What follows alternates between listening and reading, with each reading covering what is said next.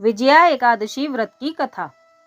एक दिन धर्मराज युधिष्ठिर ने कहा, हे जनार्दन, फाल्गुन मास के कृष्ण पक्ष की एकादशी का क्या नाम है तथा उसकी विधि क्या है? कृपा करके मुझे बताएं। श्री भगवान ने कहा, हे राजन, फाल्गुन मास के कृष्ण पक्ष की एकादशी का नाम विजया एकादशी है। इस व्रत के प्रभाव से मनुष्य को हर काम में विजय प्राप्त होती है। यह सभी व्रतों में सर्वोत्तम व्रत है। इस विजया एकादशी के महात्म्य को सुनने और सुनाने से सभी पाप नष्ट हो जाते हैं। एक समय की बात है, देवऋषि नारद जी ने जगत पिता ब्रह्मा जी से कहा, महाराज, आप मुझे फाल्गुन मास के कृष्ण पक्ष की एकादशी विधि बताइए। ब्रह्मा जी कहने लगे कि हे नारद, विजया एकादशी का व्रत नए पुराने पापों का नाश करने वाला है। इस विजया एकादशी की विधि मैंने कभी किसी को नहीं बताई। यह सभी मनुष्यों को विजय प्रदान करता है। त्रेता युग में जब मर्यादा पुरुषोत्तम श्री राम जी को 14 वर्ष का वनवास हुआ था, तब वे श्री लक्ष्मण तथा सीता जी सहित पंचवटी में निवास करने लगे। उधर जब दुष्ट रावण ने सीता जी का हरण कर लिया, तो इस समाचार से श्री रामचंद्र जी और श्री लक्ष्मण जी अत्यंत व्याकुल हो गए और सीता जी की खोज में निकल पड़े। घूमते घूमते जब वे मरणासन जटायु के पास पहुंचे, तो जटायु उन्हें सीता जी का वृतांत सुनाकर स्वर्ग को चला गया। कुछ समय के बाद उनकी सुग्रीव से मित्रता हो गई और उन्होंने बाली का वध कर दिया। हनुमान जी ने लंका जाकर सीता जी का पता लगाया और उनसे श्री रामचंद्र जी और सुग्रीव जी की मित्रता का वर्णन भी किया। वहां से लौटकर हनुमान जी भगवान राम के पास आए और सारा समाचार कह सुनाया।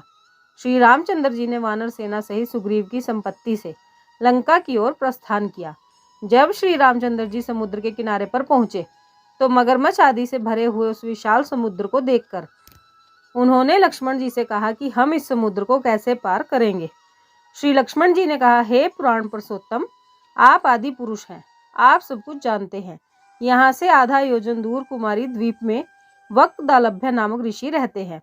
उन्होंने बहुत से ब्रह्मा देखे हैं। आप उनके पास जाओ और उनसे समाधान पूछो। लक्ष्मण जी के ऐसे वचन सुनकर श्री रामचंद्र जी वक्दालभ्य ऋषि के पास गए और उन्हें प्रणाम कर बैठ गए। ऋषि ने भी उन्हें मानव रूप में पुरुषोत्तम मानकर उनसे पूछा, हे राम, कैसे आए हो? रामचंद्र जी कहने लगे कि हे ऋषि, मैं अपनी सेना सहित यहाँ आया हूँ और राक्षसों पर विजय पाने के लिए लंका जा रहा हूँ। कृपया मुझे समुद्र पार करने का कोई उपाय बताएं, इसीलिए तो मैं आपके पास आया हूँ। वक्दालभ्य ऋषि ने कहा कि हे राम, फाल्गुन मास के कृष्ण पक्ष की एकादशी का उत्तम व्रत करने से निश्चय ही तुम्हारी विजय होगी, साथ ही तुम समुद्र को भी अवश्य ही पार कर जाओगे। इस व्रत की विधि यह है कि दशमी के दिन सोने, चांदी, तांबे या मिट्टी का एक घड़ा बनाएं। उस घड़े में जल भरकर उसमें पंच पल्लव रखकर वेदी पर रखें। उस घड़े के नीचे सतनजा रखें और ऊपर जौ रखें। उस पर भगवान श्री नारायण की स्वर्णमयी मूर्ति स्थापित करें। एकादशी के दिन स्नान आदि से निवृत्त होकर धूप, दीप, नैवेद्य, नारियल आदि से भगवान की पूजा करें। इसके बाद अगले दिन घड़े के सामने बैठकर भगवान का ध्यान करें और रात्रि को भी इसी प्रकार बैठकर जागरण करें। द्वादशी के दिन दैनिक नियमों से निवृत्त होकर वह बर्तन ब्राह्मण को दे दें। हे राम, यदि आप भी सेनापतियों के साथ इस व्रत को करेंगे तो आपकी अवश्य ही विजय होगी। श्री रामचंद्र जी ने ऋषि के कथनों के अनुसार यह व्रत किया और इसके प्रभाव से राक्षसों पर विजय प्राप्त कर ली। अतः हे राजन, जो कोई इस व्रत को विधि पूर्वक करेगा, उसकी दोनों लोकों में जरूर विजय होगी।